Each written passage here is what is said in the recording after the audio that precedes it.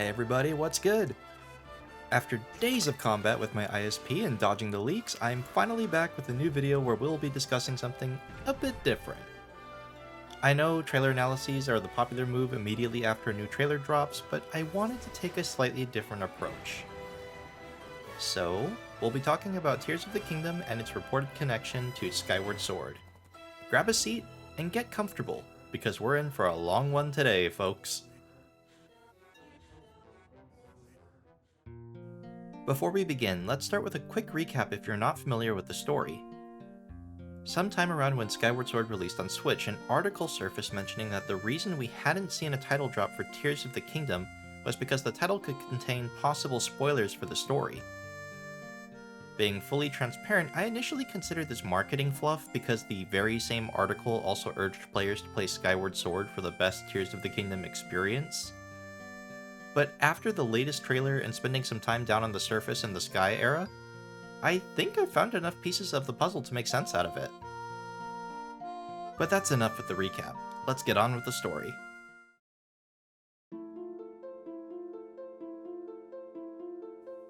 Sometime last year, I made a video under a series known as Myth Hunters, which detailed some research I did using the first trailer, and trying to see if I could spot any reasonable remnants of Skyloft in what we'd seen so far. I also tried to find conclusive evidence that would link Skyloft, and thus Hylia, to the new being on the stone carving. Spoilers for that video, but there was nothing substantial in Skyloft to prove that the new Sky Zone is what's left of it, nor was there any reasonable proof that Hylia is in fact the being on the carving. A specific point I made during this video is that the new tribe who worshipped the new being had an affinity for dragons, not birds. This conflicts with what we know about Hylia since it's made very clear that the Skyloftians heavily worshipped birds, or more specifically Loftwings. The Skyloftians are the ones who most actively worship Hylia, ignoring the Sheikah. So we have two very conflicting pieces of information here. In fact, if you take a look at the new being's hat, or head maybe, it bears more similarities with the dragons we have in Breath of the Wild. Just to prove my point, let's do a quick flyby next to Naydra here. Facing forward, the ears these dragons have resemble the elongated ears of the figure. Furthermore, the way the eyes are designed on these beings matches up with the way the new tribe draws eyes. The overall shape of the potential mask's face and a dragon's face are pretty close as well. So, to summarize, the general consensus I came to at the end of that video is that while it doesn't entirely rule out that Hylia is the mysterious being on the mural, it didn't seem very likely. Quite some time has passed since that day. I've done quite a bit of exploring and research on old Hyrule's surface. I've also reviewed footage of my 100% playthrough for any useful information in the game's story. And that's where things get interesting.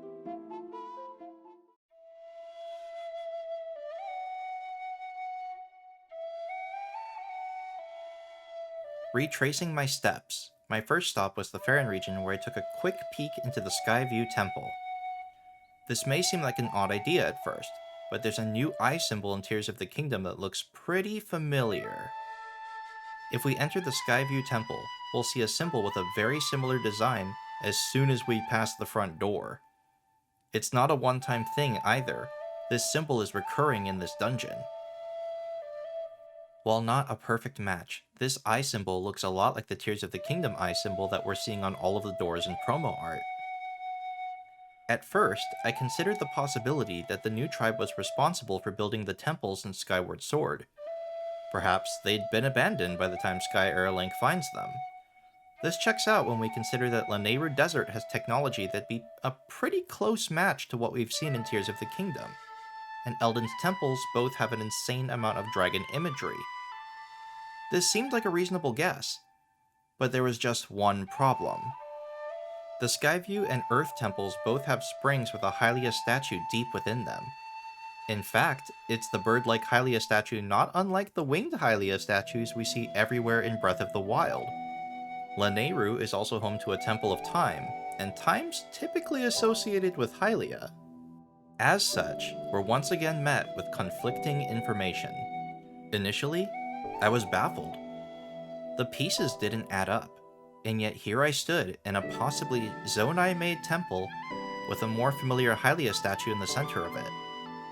The Skyloftians have reasonable evidence to prove that they weren't the Zonai, nor did some offshoot eventually become the Zonai. As such, it's not reasonable to say that this temple is of Hylian origin. I was stumped for at least an hour when I remembered something about Breath of the Wild. So, leaping into the metaphorical gate of time, I returned to the Era of the Wilds to journey to one of 3 points on the map with a very similar contradiction: the 3 ancient labyrinths. These ruins are special for a variety of reasons, but among those reasons is the fact that they are one of the few full structures we have left of the ancient Zonai tribe, made apparent by their dragon motif and commonly cited Zonai swirls, as the theory community calls them. That much is true, but what lies at the heart of every maze? The Sheikah shrines. Now, the Sheikah we're familiar with most definitely worship Hylia. They're basically tasked with the bodyguard work for the royal family, or more specifically, Zelda as the descendant of Hylia's mortal reincarnation. But why is that important? Well, as far as I'm aware, no one's been able to definitively come up with the exact reason why the Sheikah shrines are hidden away in these old ruins. There are many theories, but the one I've come around to the most as of late is that the Zonai may be another branch of the Sheikah that's long since died out. Possibly predecessors, possibly cousins. Regardless of which way that crumbles, if the 2 tribes were on friendly terms, unlike the hostile relationship between the Yiga and the standard Sheikah tribes, then you can make a plausible case for why these shrines were found within the labyrinths. Going back in time, this also explains the Hylia statues found within the Skyview and Earth temples. There was probably quite a bit of collaboration during this point in time. For whatever reason, collaboration ceased at a later point prior to Skyward Sword's Link showing up on the surface. There could be a number of reasons for this. The tribe could have died out. Maybe they had a falling out with the Sheikah. Maybe they just left Hyrule for a while. The possibilities are honestly endless. This conclusion satisfied me. I'd found a solution that was reasonable enough for me to make sense of it all. But the new Tears of the Kingdom trailer comes with information and visuals that not only further cements the possibility of this being true, but also provides us evidence that while the figure on the mural may not be Hylia, it's possible that they may have some association with her, especially when you combine it with a part of Skyward Sword's story that I'd previously overlooked.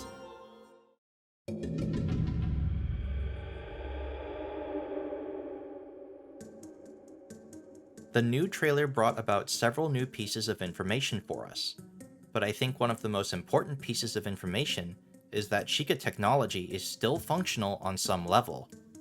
We can see it here in this shot with Link surrounded by guardian appendages, with one of them holding out some kind of cord. The word transport is also written on the panel Link is standing on.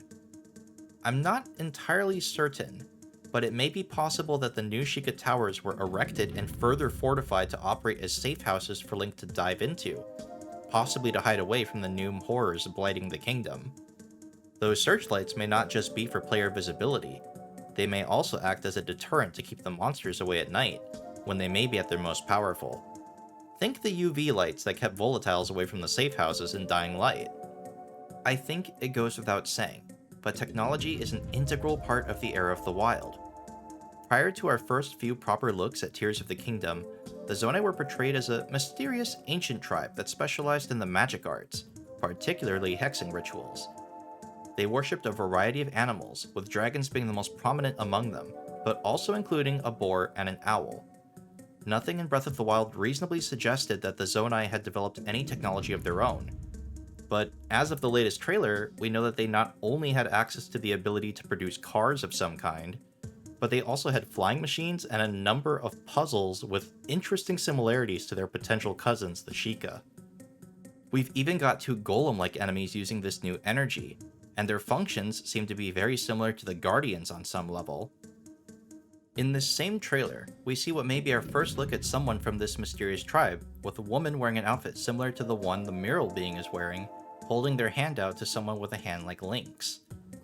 And while we're talking about that mural, let's go back to the figure on the pedestal. We can see that they've got a closed third eye.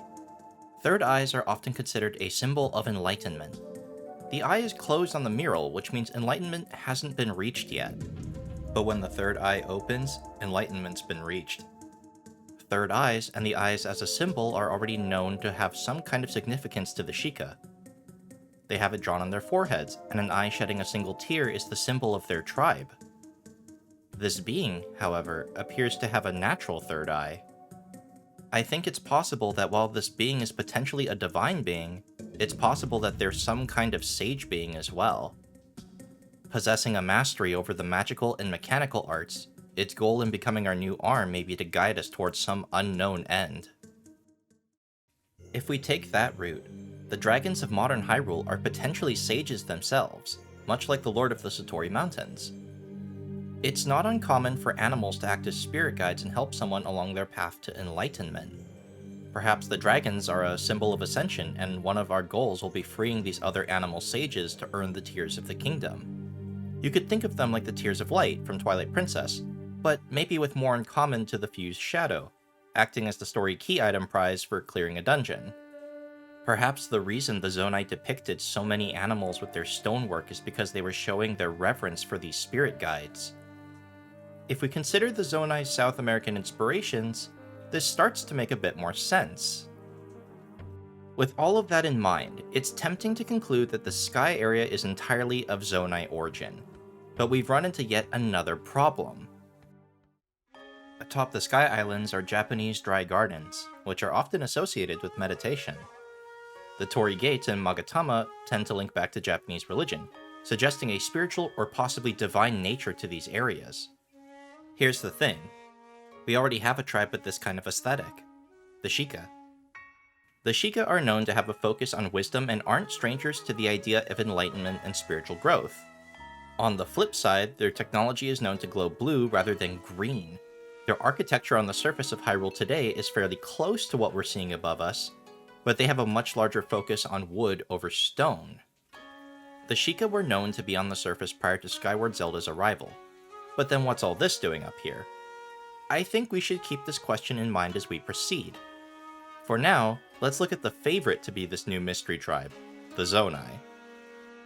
In complete contrast to the Sheikah, everything we know about the Zonai right now suggests that they're a warrior tribe with magical abilities. Their culture seems to take inspiration from the South American region of the world, with a variety of their stonework strongly resembling those left by the Inca. This is key to remember because it's not like that symbolism just up and got retconned by the Zelda team with this new game. If you remember that first trailer, there are lights drawing out the image of a woman on the ground in the final shot, and in the most recent trailer we see what's clearly more glowing lines on the ground. These heavily resemble the Nazca lines in our world, so that connection to the Zonai's way of designing things is still very much present. So I think the big question we need to ask ourselves about the Sky Islands and all these new sites is this. Are we really talking about just one tribe here? Yeah, this one's gonna take a bit of explaining. Buckle up, everyone.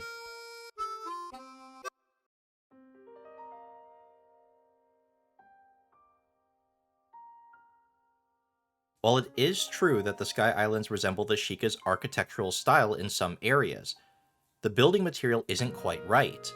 Moreover, we're seeing a variety of stone enemies with green energy and designs that align much more with what we know about the Zonai tribe. Despite my saying this, we know that the two have shared ruins in 3 known places on the current Breath of the Wild map. That having been said, most tribes in Zelda are pretty far removed from one another aesthetically, and the information we have on the Zonai in Breath of the Wild only serves to prove that fact true. So, considering the facts available to us, I think the most likely conclusion is this. The Sky Islands, the figures we're seeing on all of these murals, and possibly even the technology, were and probably are a joint effort between 2 entirely separate tribes. The 2 most likely candidates being the Sheikah and the Zonai. The joke point for this theory is that the Sheikah were on the surface the whole time as far as we're aware, and there's nothing in Skyward Sword to contradict this. Additionally, flying around in the sky in Skyward Sword, there's nothing in the stonework to suggest that anything was made by the Zonai or the Sheikah. And that's where I'd like to go back to our mysterious friend on the mural. The Sky Islands take on an almost divine nature in this game. That having been said, While I am confident enough in what I've seen and researched to say that the Zonai are one of the two parties involved, I believe the second party is whatever tribe this being on the mural belongs to. I don't think it's specifically a member of the Zonai tribe itself. My current theory is that this being is from a group of people that preceded the Sheikah and the Zonai, possibly one or both of their progenitors. They may even be the one who taught them how to make all of their technology. Whoever this new group is, Zonai or not, they have ties to Hylia and to dragons.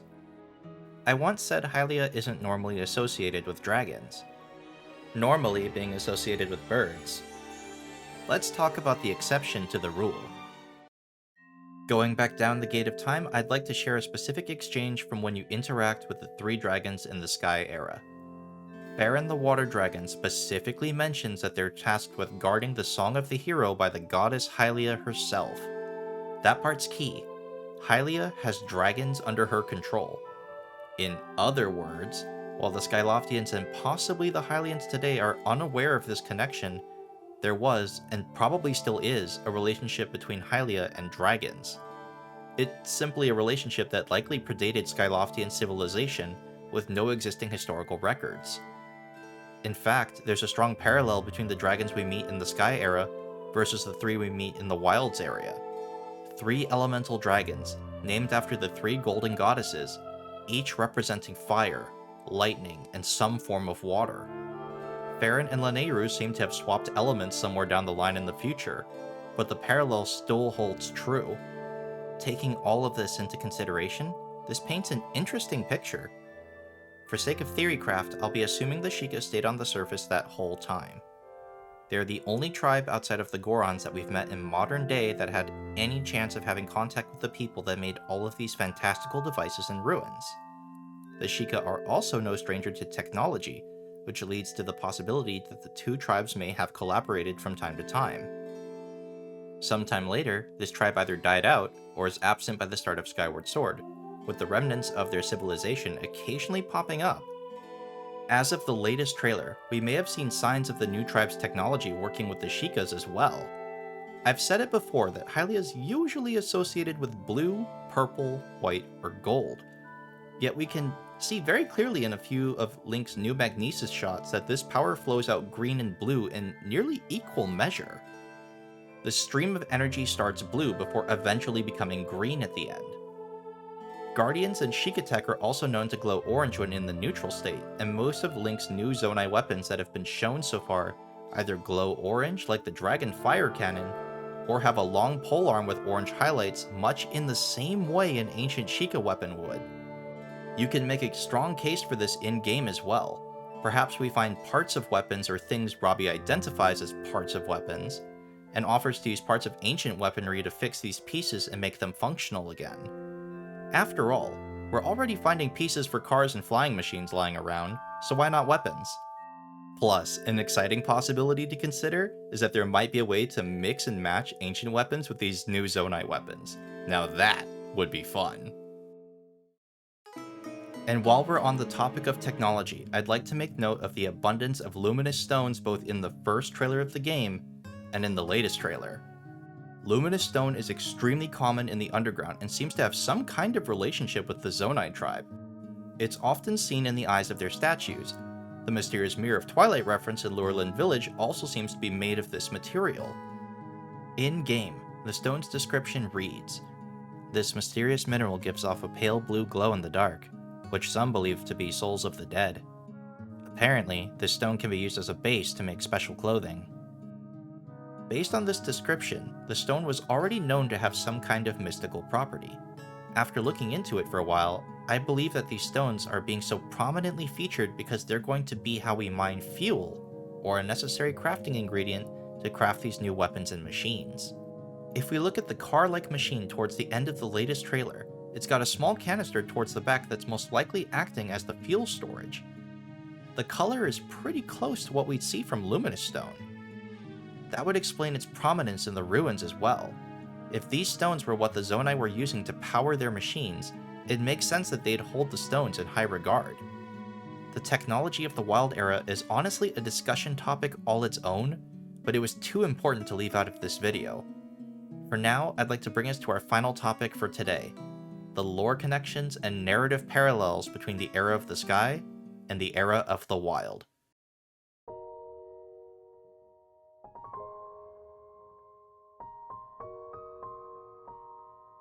There are quite a few nods to Skyward Sword and Breath of the Wild. Fi speaks through the Master Sword to Zelda and is known as the sword's voice. The cycle of rebirth is mentioned by Zelda while fighting Calamity Ganon. These are all pretty commonly known, but what's interesting about the two eras is that the two major players, Link and Zelda, have their situations reversed. In the Sky era, Zelda takes to her role pretty quickly, seems to adapt to the change in situation with ease. She had her worries and concerns, but ultimately handled the transition from normal schoolgirl to reincarnated goddess really well. Link, on the other hand, is berated by Sky Era's Impa for being too slow and potentially not up to the task. Sound familiar? The Wild Era saw this situation in reverse. Link got the Master Sword at a very young age. Despite being internally bogged down by the pressure of being the knight who seals the darkness, he handled his transition into the role with enough poise that nearly no one suspected him of having any issues. The only one who did notice something wasn't entirely right with Link was Mipha, and that may just be due to how close they were growing up. Zelda, on the other hand, struggled, greatly, more than any Zelda we've seen prior to her. The sealing powers just weren't cooperating. She had no magical guidance for Link. None of the usual stuff we tend to expect from Princess Zelda. This time around, Zelda's the one being scolded for not keeping up, by her own father no less. While it may not necessarily change anything in the long run, I think it's fascinating how the two stories considered the beginning and the end of the Zelda timeline as we know it today are the two stories with the most in common. As of Tears of the Kingdom, the Master Sword has been destroyed or at least severely damaged. A new incarnation of Demise's hatred is on the loose, and possibly at its worst. In some ways, this takes us back to a modified version of Point Zero. Link and Zelda are separated by a cataclysmic event. Link's only hope is a divine sword that he'll presumably have to upgrade and forge into a new darkness-sealing blade to once again quell the Demon King. Meanwhile, the monsters have likely taken over the surface again, while a mysterious place with several secrets hides amidst the clouds. Regardless of whether it's the Sky Era or the Wild Era, a lot of solving the crisis comes back to the Blade of Evil's Bane. This is all without going into the eyebrow-raising fact that the Collector's Edition Steelbook shows us the bottom of the mural we saw in the title drop trailer. Looking at that, we see what's possibly 7 Magatama-shaped tears, and 7 sage-like people. Now, most who see this would immediately point at that and say, Ocarina of Time, Twilight Princess, the 7 Sages, and honestly, I'm inclined to agree. But there's one other place the 7 Sages are subtly referenced. You guessed it, Skyward Sword again. At the beginning of the game, if you look at the ceiling of the gateway leading to the goddess statue, you'll see some of the 7 Sage symbols decorating the ceiling. When the statue and part of this island falls to the surface, the completed temple of the goddess shows all of the sage symbols plus the Triforce, likely standing in for Zelda as the 7th sage. If we base this idea on the Ocarina of Time 7 sages, we've got 4. We have Zelda for the 7th, we have Sidon for water, Yunobo for fire, and Riju for spirit. We also have potential candidates in Paya and Hestu for shadow and forest. But light is suspiciously vacant, and the Rito are left out with the current configuration. That having been said, I suspect forest is going to be traded out for wind, resulting in Teba being swapped in for Hestu and forest. This gives us a rep from all of the major tribes we've met in Hyrule last go-around, and presents the option of a possible Zonai, or whoever this new tribe is, being the light representative.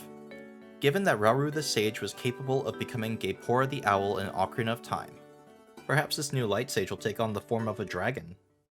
But speaking of dragons, our final point of discussion today is the double Ouroboros featured on the game's logo. Zelda games are notorious for their logos being a showcase of something significant to the story. Case in point with the Ocarina of Time, Majora's Mask, and even Twilight Princess's logo featuring Wolfling. As such, this double Ouroboros is almost certain to show up somewhere.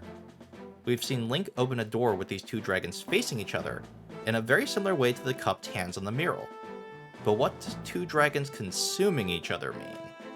It's a well-discussed topic in the Zelda community as of late. But for review, a single Ouroboros, usually depicted as a serpent or dragon eating its own tail, represents the cycle of rebirth.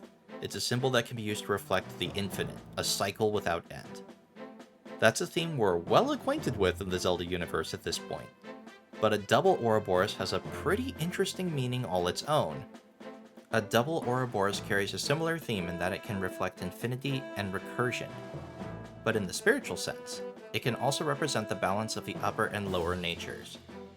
It can also suggest the cyclical nature of light and shadow, and also the potential for coexistence. For all of you Twilight Princess fans out there, I'd say this is a +1 to the Zonai may at least have some ties to the Twilight Tribe theory, but who can say? The thing about this interpretation is it matches up with all of the Torii gates and imagery we're seeing in the Sky Islands. Perhaps like with the Silent Trials in Skyward Sword, Link has to both return to his roots, reforge himself from the ground up, while also undergoing some kind of spiritual journey and growth in order to evolve the Master Sword to its latest stage. When he comes to use both the power of this lost tribe along with his own, the two together can open the way forward. And with that, we've reached the end of our journey for today. If you made it this far, thank you so much for watching. I know it took a while to get here, but I hope that this video provided interesting food for thought. While we're at the end here, I'd also like to mention that my policy with the channel will be to not cover any of the leaks. I've only seen a single image so far, and honestly, I'd like to keep it that way. I'll be focusing on Zelda content, be it official lore or theories this year, so if you enjoyed this video, please be sure to like, comment, and subscribe for more Zelda content. I'd also like to talk about other games I enjoy, but that'll probably be rare and infrequent due to how much material Tears of the Kingdom's given me to work with. Honestly, there's a lot to talk about, and we've only scratched the surface. With that said, I'll see you all in the next video. See ya then.